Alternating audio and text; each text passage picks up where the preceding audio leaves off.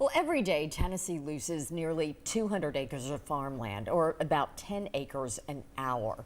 This is according to the Land Trust for Tennessee. And that is why events like Farm Day in Jefferson County are important to bringing awareness to that fact and to show why farming is just so important.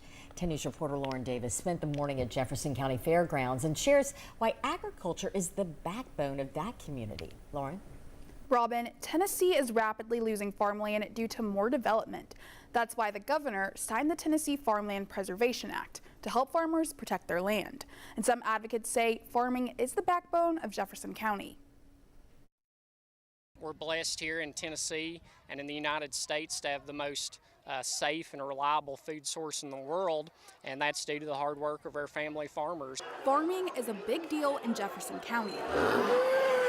We've been typically a very agriculturally rich area with a lot of rural communities here. Of course, over time, we're beginning to see development and urban sprawl really take a toll on farms here in the county.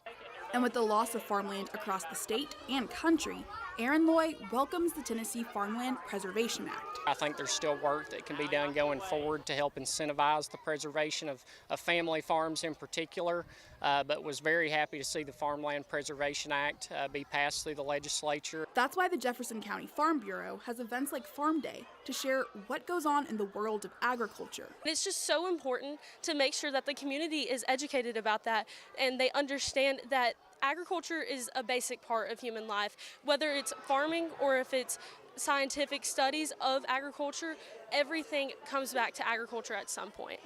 And Loy hopes to inspire some of the Farm Day visitors to take up farming themselves. There's a lot of challenges that come along with that and a lot of adapting that has to happen to remain profitable, but I think if a young person really does have a passion for agriculture and wants a career in agriculture, that those opportunities are there today if they're willing to work for it.